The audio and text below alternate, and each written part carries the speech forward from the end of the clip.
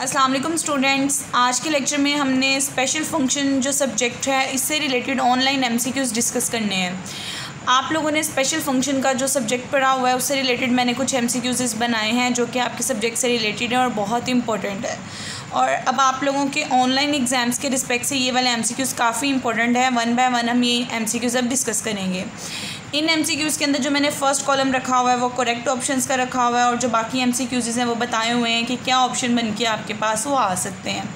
सबसे पहले आपके पास एमसीक्यूज़ नंबर 1 पे आए। एमसीक्यूज़ नंबर 1 के अंदर आपसे कहा हुआ है बीटा फंक्शन ऑफ एम और एन का इक्वल होता है। अब इसके ऑप्शंस पे आएँ। ऑप्शन में आपके पास है beta function of 2m 2n, beta function of 2m 4n और बीटा फंक्शन ऑफ nm। ये 3 एमसीक्यूज़ हैं। इन तीनों एमसीक्यूज़ में से आपने बताना है आपका करेक्ट एमसीक्यूज़ क्या है। तो इसका आंसर होगा आपके पास beta function of n into M. अब ये beta function of n into M के इक्वल कैसे आया, अब ये वाली चीज़ हम देखते हैं। देखिए आपके पास स्पेशल फंक्शन के अंदर बीटा फंक्शन जो लेक्चर था उसके अंदर मैंने आपको सम प्रॉपर्टीज़ ऑफ बीटा फंक्शन बताई थी और उसके अंदर आपको बताया हुआ था कि बीटा फंक्शन की प्रॉपर्टी होती है कि उसके अंदर सिमेट्रिक प्रॉपर्टी होल्ड करती है। तो अगर सिमेट्रिक प्रॉपर्टी होल्ड करती है तो इसके according beta function of M N जो है वो इक्वल होता है beta function of N M के, यानी इसका ऑर्डर हम आपस में रिप्लेस कर सकते हैं। और अगर हम ऑर्डर रिप्लेस कर सकते हैं इसका मतलब ये इसका जो करेक्ट एमसीक्यूज़ है आपके पास वो ऑप्शन नंबर 4 है बीटा फंक्शन ऑफ एनएम, इसीलिए मैंने यहाँ पे करेक्ट ऑप्शन लिखा हुआ है बीटा फंक्शन ऑफ एनएम। अब आते हैं अपने नेक्स्ट एमसीक्यूज़ की तरफ। नेक्स्ट एमसीक्यूज़ नंबर 2 है, उसके अंदर लिखा हुआ है कि अगर हम beta function of M into N plus 1 plus beta function of M plus 1 into N को सॉल्व करें तो हमारा आंसर किसके इक्वल आता है। और इसके ऑप्शंस में आपके पास है beta function of m plus 1 into beta function of n plus 1 या beta function of M N या n माइनस 1 m माइनस 1। इसके अंदर हमें ये वाली साइड सॉल्व करनी पड़ेगी और इस वाली साइड को सॉल्व करके बताना पड़ेगा ये किसके इक्वल आता है। इसके लिए देखें आप लोगों को मैंने ये चीज़ बताई हुई, ये प्रूफ करवाया हुआ है कि beta function of M N अगर आप निकालते हो वो beta function of M into N plus 1 plus beta function of M plus 1 into N के इक्वल आता है। और ये वाली चीज़ जो हमने प्रूफ की थी ये बीटा और गैमा के रिलेशन से प्रूफ की हुई थी कि बीटा और गैमा के अंदर ये रिलेशन होल्ड करता है। अगर ये रिलेशन होल्ड करता है, मैंने प्रीवियस लेक्चर जो आपके साथ शेयर किए उसके अंदर बताया हुआ है, उसके रिस्पेक्ट से अगर हम इस वाली साइड को सॉल्व करें तो सॉल्व करने के बाद एट द एंड हमारे पास beta function of M N में कन्वर्ट हो जाता है। तो ये वाला ऑप्शन इसका मतलब हमारा करेक्ट आंसर होगा। ये वाला ऑप्शन अगर करेक्ट आंसर होगा तो देखिए मैंने करेक्ट ऑप्शन में लिखा हुआ है कि beta function of M N के इक्वल आता है। उसके बाद आपके पास थर्ड एमसीक्यूज़ आ रहा था कि गैमा फंक्शन ऑफ अगर आपने 1/2 निकालना है तो वो किसके इक्वल होगा। गैमा फंक्शन ऑफ 1/2 मैंने गैमा फंक्शन की प्रॉपर्टी से बताया हुआ है कि वो स्क्वायर रूट ऑफ पाई के इक्वल आता है। तो अगर इसके ऑप्शंस पे हम गौर करें, पहला ऑप्शन था स्क्वायर रूट ऑफ पाई, दूसरा था पाई, तीसरा था पाई/2। तो इसमें से जो करेक्ट आंसर होगा वो होगा स्क्वायर रूट ऑफ पाई, इसलिए मैंने करेक्ट ऑप्शन के अंदर लिखा हुआ है ये स्क्वायर रूट ऑफ पाई के इक्वल आएगा। इसी तरह नेक्स्ट आपके पास आ रहता है फोर्थ एमसीक्यूज़ में पूछा हुआ है कि अगर आप लोग यहाँ पे देखिए हाइपर ज्योमेट्री की बात हो रही है, 4 एलिमेंट्स हैं तो इसका मतलब ये हाइपर ज्योमेट्रिक फंक्शन है f(1 इंटू एक्स। ये अगर इसको सॉल्व करें इसका आंसर किसके इक्वल आता है। इसके ऑप्शन है कि f(a) b a x के इक्वल है, f(1 b c x के इक्वल है, f(1 b b x और f(a1 a x के इक्वल है। अब हम इस वाली साइड को सॉल्व करते हैं और सॉल्व करके देखते हैं कि हमारा आंसर जो है इस वाले फंक्शन का किसके इक्वल आता है। ये देखिए आप लोगों के साथ मैंने एक क्वेश्चन डिस्कस किया हुआ है जिसके अंदर आपको कहा हुआ है आपने शो करवाना है f(1 इंटू एक्स इक्वल होता है f(1 b b x और f(a1 a x) और इसका आंसर 1/1 माइनस एक्स के इक्वल आता है।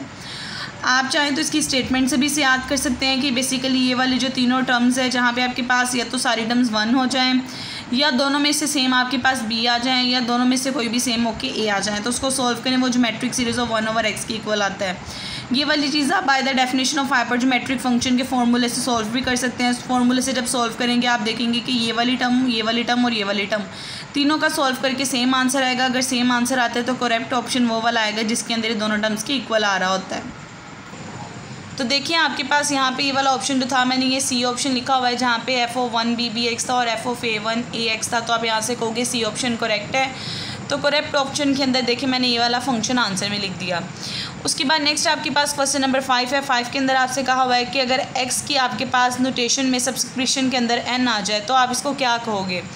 ये आपके पास अल्फ़ा फंक्शन होगा, बीटा फंक्शन होगा या पोचामर फंक्शन होगा। तो इसका करेक्ट ऑप्शन है आपके पास पोचामर फंक्शन, क्योंकि ये पोचामर फंक्शन की नोटेशन होती है आपके पास।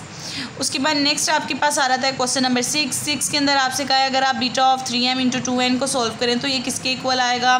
पहला ऑप्शन है 2nk, दूसरा ऑप्शन है 3nk, या आपके पास लास्ट वाला ऑप्शन है नन ऑफ दीज।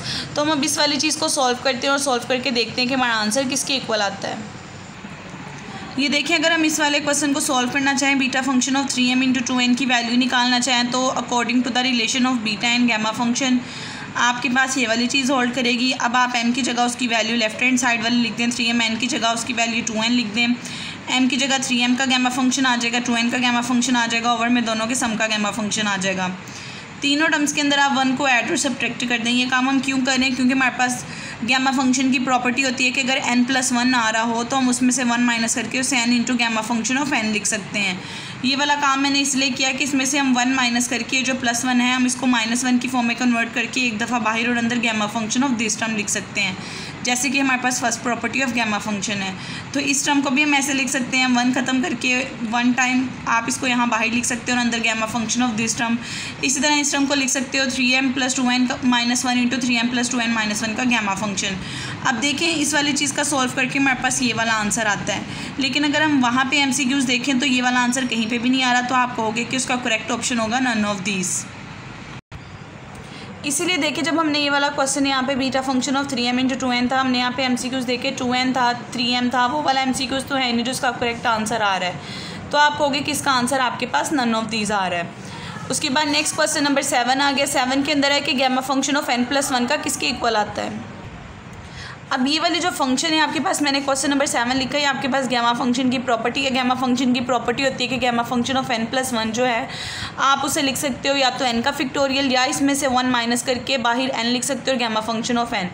तो अगर मैं इसके ऑप्शंस पे गौर करूँ, पहला था इसको गैमा फंक्शन ऑफ n लिख सकते हैं, या इसको n into gamma function of n लिख सकते हैं, या आप इसको देखें यहाँ पे जो सी ऑप्शन है वो ये है कि 2n into gamma function of n। अब इसमें से जो करेक्ट ऑप्शन था वो ऑप्शन नंबर बी था, तो हम यहाँ पे करेक्ट ऑप्शन के अंदर लिख देंगे कि इसका आंसर ये वाला फंक्शन आएगा। तो यहाँ पे आप लोगों के जो बेसिकली ये वाला MCQs वाला पोर्शन है, इसके पहले 7 क्वेश्चंस डिस्कस हो गए हैं।